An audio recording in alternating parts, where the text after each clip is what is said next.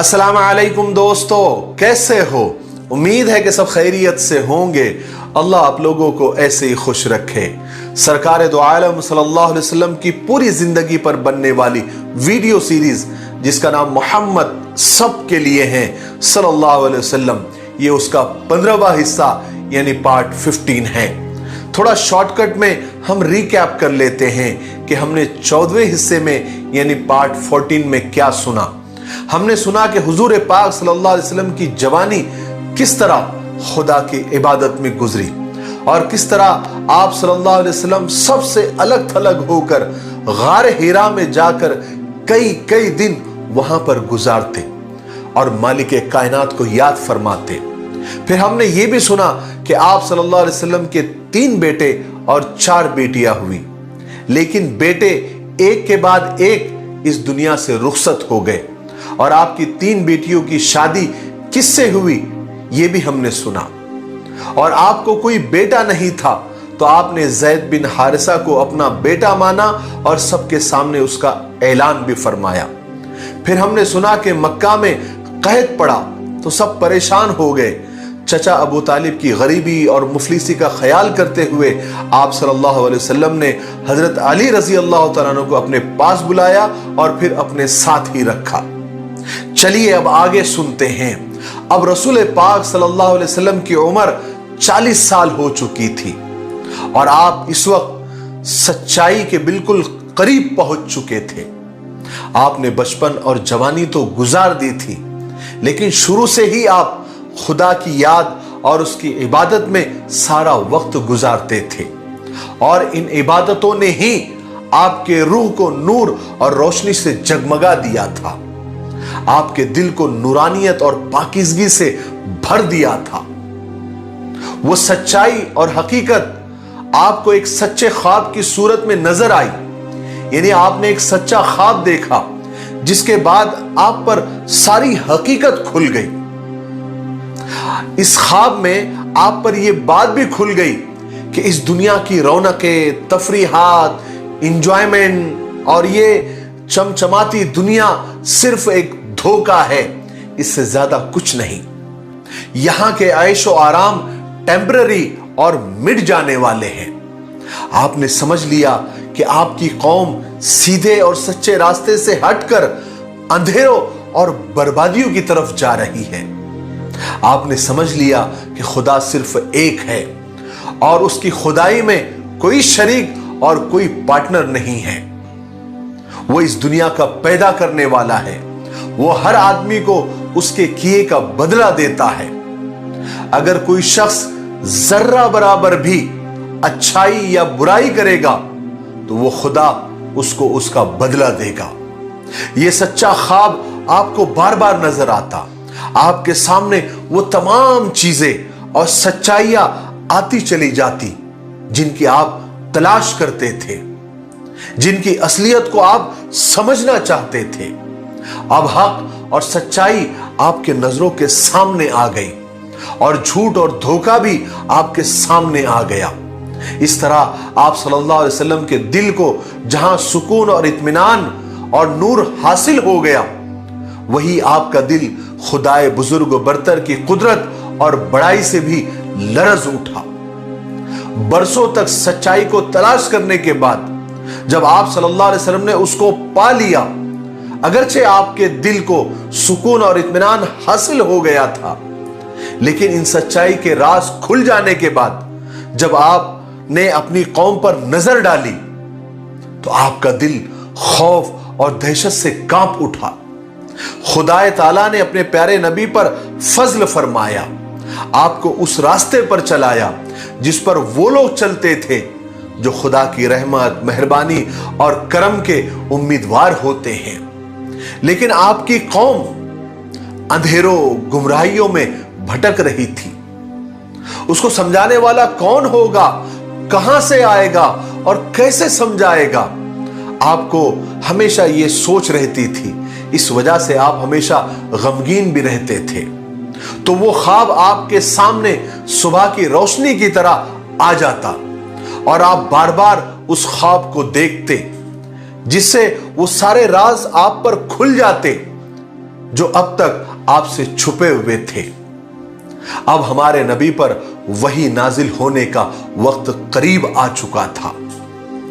इंसानियत की तारीख का आखिरी पन्ना पलटने वाला था। कुदरत के हाथ जुम्बिश करने वाले थे और खुदा की तरफ से एक बड़ी जिम्मेदारी आपको सौंपी जाने वाली थी कि आप सारे इंसानों को खुदा से डराएं, उन्हें सीधा रास्ता बताएं। जब ये सच्चे ख्वाब आपको नजर आने लगे, उस वक्त से आपका दिल दुनिया से बिल्कुल उचाट हो गया था। आप हर वक्त तन्हाई में खुदा को याद फरमाते थे। उसके बाद रमजान का मुबारक महीना आ गया। हुजूर पाक सल्लल्लाहु अलैहि वसल्लम अपने आदत के मुताबिक गार हिरा तशरीफ ले गए और खुदा की याद में मशगूल और मसरूफ हो गए। जब घर वालों में से कोई खाना वगैरह लेकर गार में आता और आपको खैरियत से देखता तो उन्हें इत्मीनान हो जाता और घर वाले आपकी तरफ से सदका और खैरात भी करते और आपके लिए दुआएं हासिल करते। इस तरह रमजान के कई दिन गुजर गए। एक रात जब अंधेरा कपकपाने लगा, जैसे उजाले के लिए जगह खाली करनी हो, यानी सहर होने को थी, बुराइयां पसीना पसीना हो रही थी, नेकियों का दौर शुरू होने वाला था। हिदायत का सितारा इनकलाब के झरोकों से झांक रहा था। कायनात का जर्रा जर्रा तब्दीली महसूस कर रहा था। उस दिन ऐसा लग रहा था जैसे हुजूर किसी का बेचैनी से इंतजार कर रहे हो। बस इंतजार की घड़ियां खत्म होने को है कि अचानक गार हिरा के अंधेरे में रोशनी हुई और एक फरिश्ता अचानक आपके सामने आ गया और वो फरिश्ता हजरत जिब्राइल थे। फिर हजरत जिब्राइल अलैहिस्सलाम ने आते ही कहा, इक़रा, पढ़िए। हुजूर पाक सल्लल्लाहु अलैहि वसल्लम डर रहे थे, खौफजदा थे। आपने जवाब दिया, आपने रिप्लाई किया, मा अना बिकारी, मैं पढ़ना नहीं जानता। फिर आप सल्लल्लाहु अलैहि वसल्लम ने महसूस किया कि हजरत जिब्राइल ने यानी उस फरिश्ते ने आपको अपने सीने से लगाकर इतनी जोर से दबाया, इतनी जोर से भेजा कि आपका दम घुटने लगा। फिर उस फरिश्ते ने आपको छोड़ दिया, फिर कहा, इक़रा, पढ़िए। फिर आपने वही जवाब दिया कि मा अना बिकारी, मैं पढ़ना नहीं जानता। फिर फरिश्ते ने दोबारा अपने सीने से लगाया और पहले से ज्यादा जोर से दबाया और भेजा और कहा कि इक़रा, पढ़िए। फिर आपने वही जवाब दिया कि मा अना बिकारी, मैं पढ़ना नहीं जानता। फिर फरिश्ते ने तीसरी मर्तबा आपको सीने से लगाकर भेजा और फिर छोड़कर कहा कि इक़रा, इक़रा बिस्मि रब्बिकल लज़ी खलक, खलक़ल इंसान मिन अलक, इक़रा व रब्बुकल अकरम अल्लज़ी अल्लम बिल क़लम, अल्लमल इंसान मा लम यअलम। जिसका तर्जुमा है कि अपने रब के नाम से पढ़िए जिसने सबको पैदा किया और इंसान को खून के लोथड़े से पैदा किया। और पढ़िए, आपका रब सबसे बड़ा करम करने वाला है जिसने कलम से सिखाया इंसान को जो वो नहीं जानता था। फरिश्ते ने जो आयतें पढ़ी, रसूल पाक सल्लल्लाहु अलैहि वसल्लम ने उन्हें फौरन दोहराया। ये अल्फाज आप सल्लल्लाहु अलैहि वसल्लम के दिल पर गोया छप गए। तारीख लिखने वाले लिखते हैं कि अगर ये आयतें, ये पैगाम किसी पहाड़ पर नाजिल होता तो पहाड़ भी यकीनन रेजा रेजा हो जाता। ये तो मोहम्मद रसूलुल्लाह की जात मुकद्दस थी, उनका पुरवकार और ताकतवर दिल था जिसने इसका बोझ उठा लिया। और हजरत जिब्राइल थे, खुदा का कलाम था, खुदा की तजल्लिया थी, मोहम्मद अरबी थे और गार हिरा थे। हम तो बस इतना कह सकते हैं कि जो हमारे दिल पर नहीं गुजरी, हमने अपनी आंखों से नहीं देखा, उसकी तशरीह, उसकी तफसील, उसकी डिटेल हम कैसे बता सकते हैं? वही नाजिल होने की कैफियत अल्फाज में कैसे बयां हो सकते हैं? यही वो मकाम है जहां अल्फाज का भी दम निकल जाता है, ज़बानें गुम हो जाती है, कलम कांप जाता है। हम तो बस इतना कह सकते हैं कि गार हिरा की तकदीर चमक गई, उसका जर्रा जर्रा रश्क तूर बन गया। आखिरकार हुजूर पाक सल्लल्लाहु अलैहि वसल्लम गारे हिरा से डरते कांपते हजरत खदीजा रजी अल्लाह तआला अन्हा यानी अपने घर तशरीफ लाए। जब आप गारे हिरा गए थे तो मोहम्मद बिन अब्दुल्ला थे, और जब लौटे तो मोहम्मद रसूलुल्लाह थे। सुभान अल्लाह। लेकिन आप पसीने से बिल्कुल भीगे हुए थे। आपने घर आते ही हजरत खदीजा से फरमाया, जम्मिलूनी जम्मिलूनी, मुझे चादर उड़ाओ, मुझे चादर उड़ाओ। हजरत खदीजा रजी अल्लाह तआला अन्हा ने बड़े प्यार और मोहब्बत से आपको चादर उड़ाई।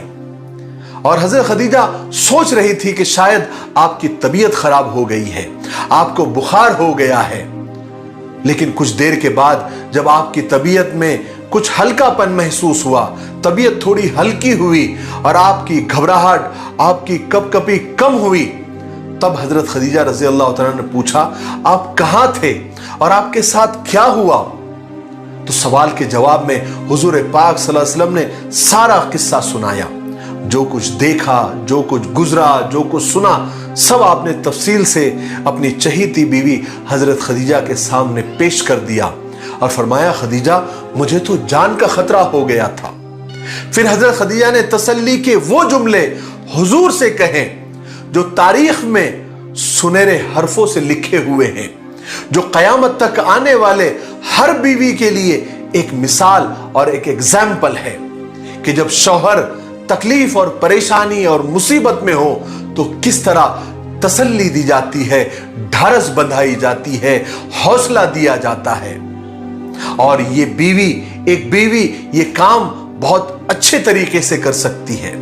हजरत खदीजा ने फरमाया, घबराए नहीं, ये तो खुशखबरी है मोहम्मद। खुदा की कसम जिसके हाथ में खदीजा की जान है, मुझे यकीन है आप इस उम्मत के नबी हैं। खुदा की कसम वो कभी आपको जाया नहीं करेगा, क्योंकि आप इंसाफ करते हैं, रिश्तेदारों के हुकूक अदा करते हैं, आप हमेशा सच्ची बात कहते हैं, अमानतें अदा करते हैं, मुसीबत के मारों की मदद करते हैं, मेहमानों की इज्जत करते हैं, उनकी खातिर तवाज़ो करते हैं, नेक अच्छे और भले काम करते हैं। वो कैसे खुदा आपको जाया करेगा? हजरत खदीजा की ये तसल्ली भरे जुमले सुनकर आपको बहुत सुकून और खुशी महसूस हुई, आप मुतमईन हो गए।